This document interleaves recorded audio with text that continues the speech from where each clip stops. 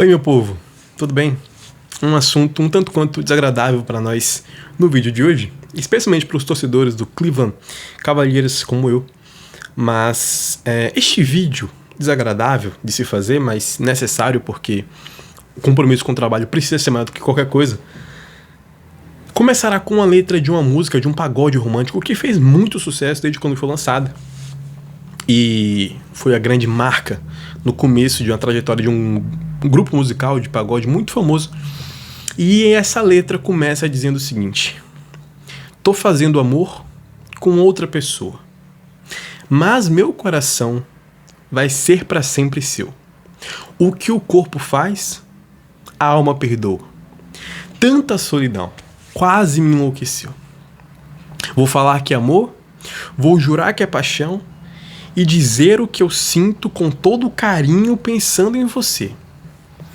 Vou fazer o que for e com toda emoção. E aí vem aquela parte, essa parte agora.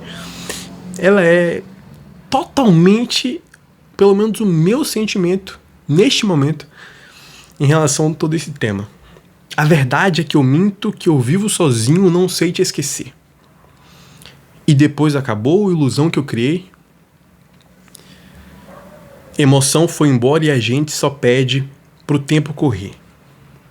Já não sei quem amou, o que será que eu falei? Dá pra ver nessa hora que o amor só se mede depois do prazer.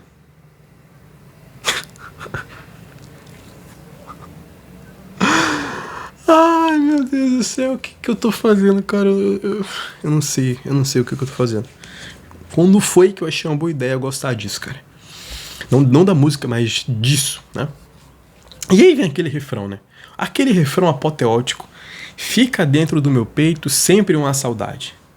Só pensando no teu jeito eu amo de verdade. E quando o desejo vem, é seu nome que eu chamo. Seu nome. Posso até gostar de alguém, abre parênteses, Donovan Mitchell, mas é você quem eu amo. Este refrão foi feito para nós, torcedores do Cavs, no dia de hoje. A música como um todo, mas esse refrão em especial. Mas aquela parte que eu falei agora há pouco, dá pra ver nessa hora que o amor só se mede quando é que o amor se mede depois do prazer, né? Só depois do prazer o amor se mede. E feita essa música, se você não conhece, você tá vivendo errado. Mas, né, do nosso grupo famoso e maravilhoso, só pra contrariar, eternizada na voz de Alexandre Pires. A música que consagrou este grupo, né, que explodiu e mostrou eles pro país inteiro. É o início desse vídeo, por algum motivo, né, que eu não sei porquê. Mas como é que a gente se permite sonhar e fazer coisas malucas, a gente colocou isso aqui. Ah, cara. Mas enfim, meus amigos, este vídeo será dividido em 3 partes ou 2. A primeira parte é a parte racional deste que vos fala que ainda existe algum lugar que existe essa parte racional. Apesar da introdução, vamos começar com a parte racional, depois a gente vai para a parte não irracional, mas emocional do torcedor, que é dividida em 2. A parte racional diz que LeBron James tomou a melhor decisão que ele poderia tomar nesse momento da carreira, pensando em busca por algo que ele ainda pode conquistar. O LeBron, ele chega aos 42, quase 42 anos, vai, né, terminar a temporada com 42 anos. Acho que 42, né? 41 para 40, enfim. Não interessa, mas algo assim. E ele chega nessa idade como nenhum outro jogador na história desse esporte chegou nem perto. Os jogadores que chegaram aos 40 anos na NBA chegaram se arrastando em quadra. Chegaram, assim, porque tinham ainda prestígio, porque ainda eram quem eram, mas não tinham mais gás, nem gasolina no tanque para fazer muito mais coisas do que faziam. O LeBron chega com 42 anos, não vou dizer, obviamente, como ele chegava há anos atrás, mas ele ainda é um ótimo jogador de basquete. Ele ainda é um jogador muito bom de basquete. Ele ainda pode acrescentar muita coisa. Não é acrescentar com experiência, com mentalidade, com nada disso. É com bola jogada. E nenhum jogador na história do basquete mundial chegou nessa idade com esses essas capacidades esportivas. E isso muda tudo na minha avaliação pessoal, porque, conversando com o meu amigo Gabriel, lá do Cavaleiros Brasil, e ele falando, poxa, se você for olhar os jogadores históricos, né, os maiores jogadores da NBA, da história, eles provavelmente, eles não tomaram essa decisão parecida com essa em suas carreiras, né, ao final de suas carreiras, indo buscar um anel a qualquer custo, enfim. E realmente, isso me colocou para pensar. Eu não tinha pensado por esse lado, mas como eu falei, o LeBron chega nessa fase da carreira de um jeito que nenhum outro chegou perto de poder conseguir alcançar. Um nível de basquete que não é mais um top 10 da liga, não é mais um top 5, um top 3 como ele era até pouco tempo, mas ele ainda é no mínimo, um top 30 da NBA. Um cara que consegue ser tranquilamente uma ótima terceira opção ofensiva, a depender do seu sistema, dos seus encaixes, né? Um cara que vai ter muitas noites que ele vai ser o cara do seu time, muitas noites. Claro, vai ter noites que ele vai te irritar, porque ele já tá num nível que ele também te irrita em muitas noites, faz parte, mas majoritariamente falando, ele ainda é um ótimo jogador. E isso muda tudo, né? Isso muda tudo, porque você chegar com esse nível de basquete e você tomar uma decisão somente pelo lado emocional, ou seja, pela magia de voltar para casa, de ir pro Cavs, pro Heat, ou, enfim, times que ele já tem uma história, especialmente o Cleveland, né? Que é onde ele surgiu e fez e construiu boa parte do seu legado como jogador. É muito difícil, né? Normalmente é mais fácil para quem está na NBA pela carreira que fez e não pelo basquete que ainda pode entregar, como outros grandíssimos jogadores, né, que estavam com 39, 40, mas na NBA ainda porque eles eram quem eram, não porque eles tinham muita coisa pra mostrar ainda. O LeBron não, ele é quem é, mas ele ainda é um jogador que pode fazer muita coisa. Então, para um cara que tá nesse estágio tomar uma decisão só pela magia, eu entendo que é bem diferente. Bem diferente. É bem diferente. É muito mais fácil para um cara que tá se arrastando em quadra, né, que tá ali, que claramente não tem mais um nível para ser um titular na NBA. É muito mais fácil para ele tomar a decisão de voltar para casa, de ir pro time que o consagrou, né? Porque para ele estar em algum time da NBA já é lucro, né? Já é lucro, por mais que de toda a história. Enfim, não vou citar um nome ou dois porque basicamente todos os jogadores da história da NBA foram assim, todos. Fora o LeBron James, que é um alienígena quando a gente fala de longevidade na história dos esportes, não só do basquete, né? A gente vai falar de pouquíssimos, dá pra contar no dedo de uma mão, os atletas na história da humanidade que chegaram aos 40, 41, 42 anos com esse nível de jogo nos seus esportes, né? É um no tênis, vai ser um aqui no futebol americano, aqui agora no futebol e só, né? E só. E o LeBron James tá nesse nível, nessa nata da nata. E pra esse cara, você olhar e falar pra ele, cara, tome a decisão só pela magia, pelo sentimento, pelo coração, que eu entendo que é importante. Pô, eu adoraria que ele considerasse isso mais do que outra coisa, como torcedor. Mas, de novo, pensando racionalmente com a minha cabeça, olhando de fora, sem emoção, eu entendo totalmente. Philadelphia é um time que tem Tyrese Maxey, que é um jogador muito bom, ainda bastante subestimado, mas que já mostrou ser uma arma ofensiva excepcional e que só tende a evoluir. Muito novo, mas já tá no seu 7º ano de NBA. Tem agora o Jaylen Brown, que não é o ápice do jogo, mas é um ótimo jogador. Não há quem consiga contestar isso, é um ótimo jogador. Tem o Joel Embiid, que saudável em quadra é um dos 3 ou 4 melhores pivôs da NBA tranquilamente. Vai perder só pro Wembanyama, pro Jokic, e saudável, né, dentro de quadra só, mais ninguém. É o top 3 na posição. Mesmo, e aqui é um ponto importante, Philadelphia aqui, na minha visão, tem um coringa muito forte que outros times não tinham. Philadelphia tem condições de trazer LeBron James e não depender que ele seja um primor todas as noites para que o time possa ser um ótimo time, um grande time na conferência.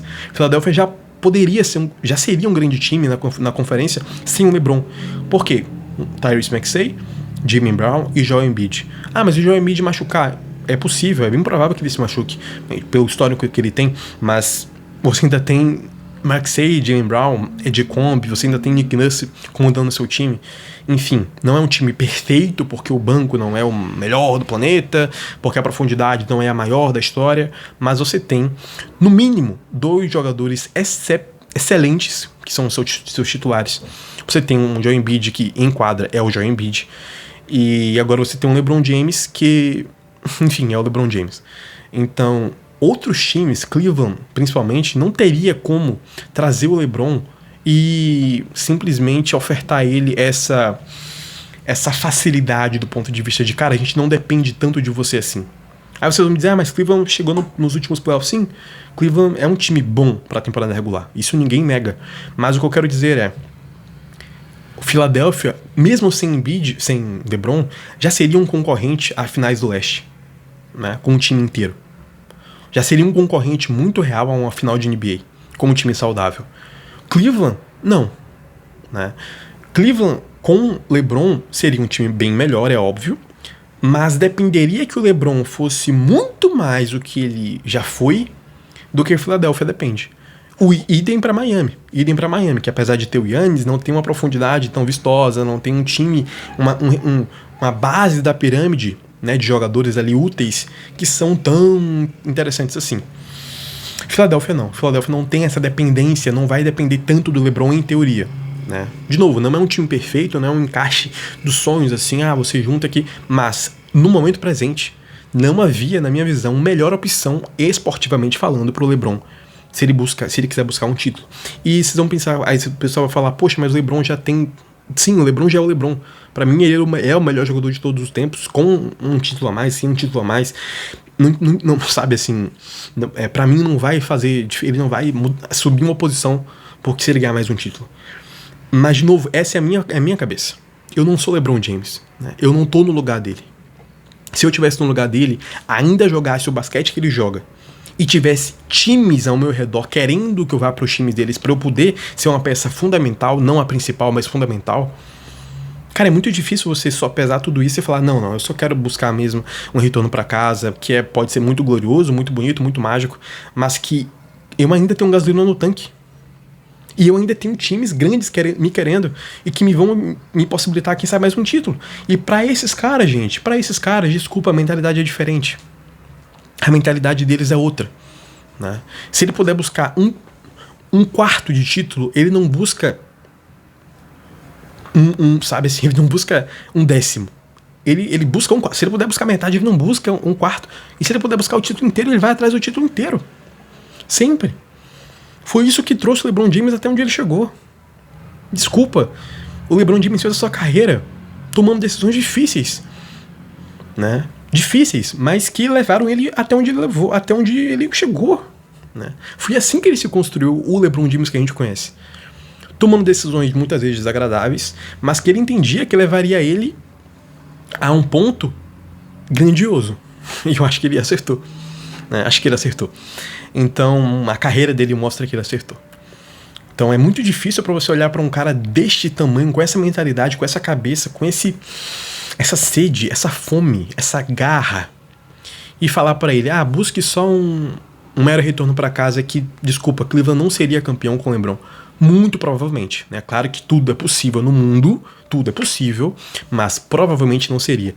Atila, com o Philadelphia vai ser? Não sei, a gente não vê o futuro, mas eu tenho pouca dúvida de que é mais provável que ele ganhe em Philadelphia do que em Cleveland.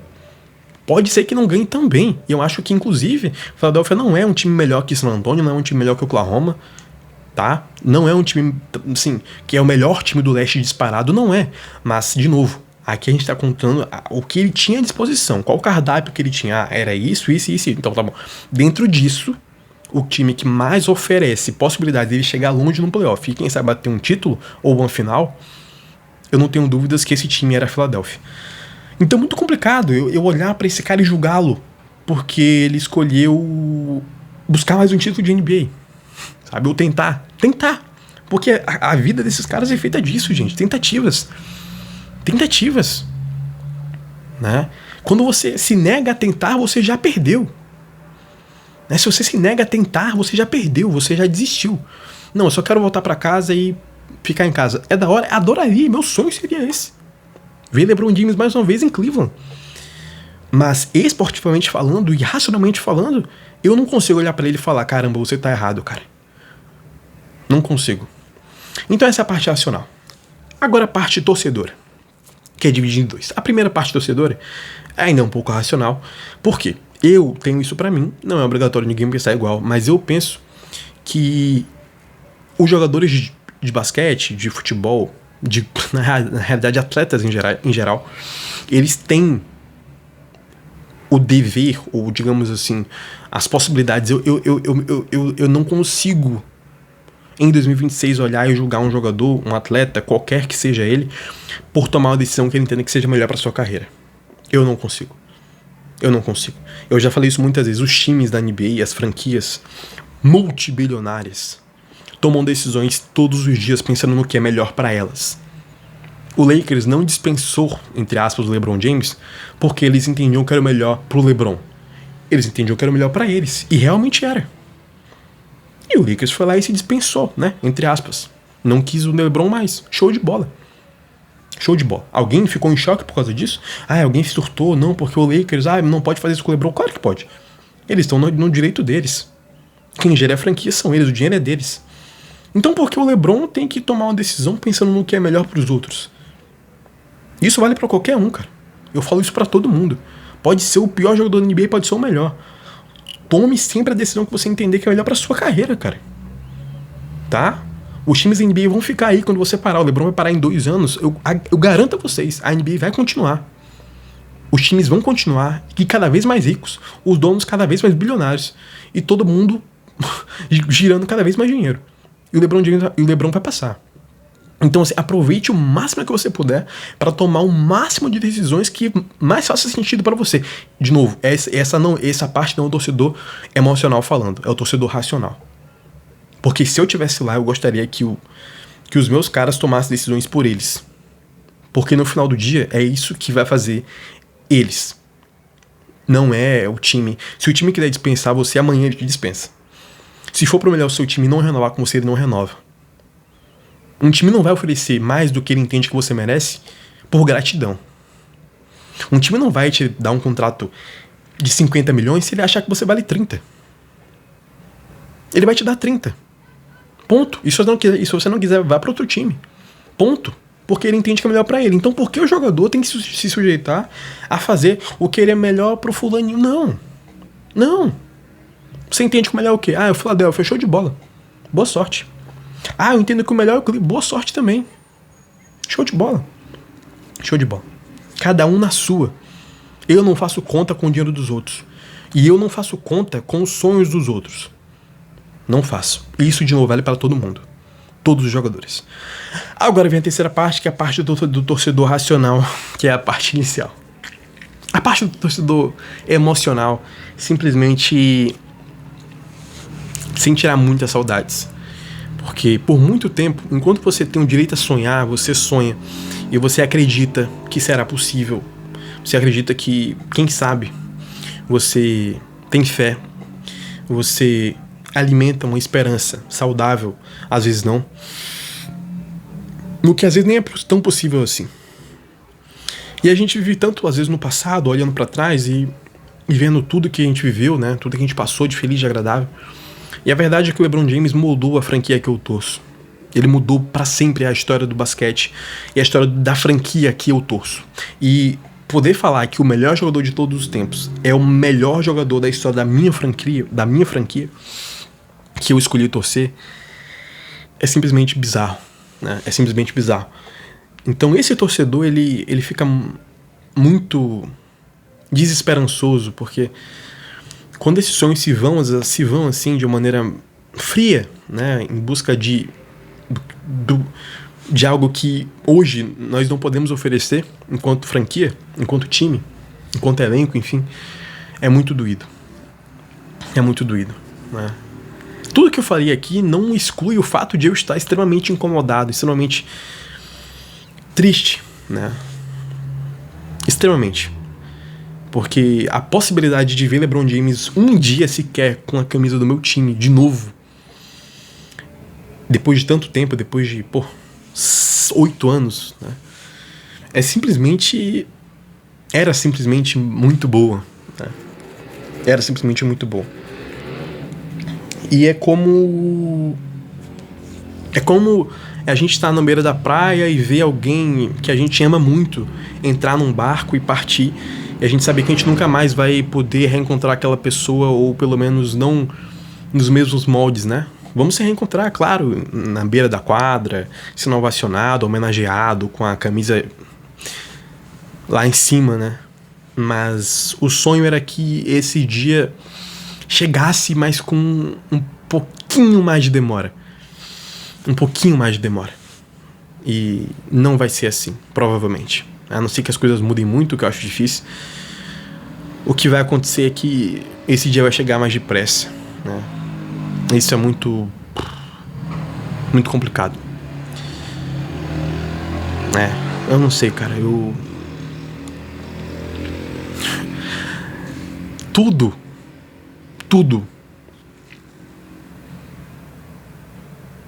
que eu sinto pela franquia que eu sinto, e não é pouca coisa, se deve a este cara. Tudo. Absolutamente tudo. Ódio, raiva, rancor, mágoa, tristeza, felicidade, alegria, explosão, dopamina, tudo. É por conta dele. Se não fosse ele, eu não estaria aqui hoje, provavelmente, falando com vocês de Kevs. Então, ter a chance de ter isso de novo, por mesmo que pouquinho, e não poder ter, machuca. Mas é isso. Como eu falei, ele tomou a melhor decisão pra ele, e foram essas decisões que fizeram dele o que ele é. A gente gostando ou não, sendo interessante ou não, sendo bonito ou não, sendo romântico ou não, o LeBron James é o LeBron James porque ele toma decisões assim. Isso tem o seu preço, mas também tem o seu sabor. É isso. Nos vemos no próximo vídeo, espero eu que com um tema um pouco mais satisfatório. Mas mesmo se não for, a gente vai estar aqui, porque no final das contas a gente tem que estar aqui, né? Um beijo.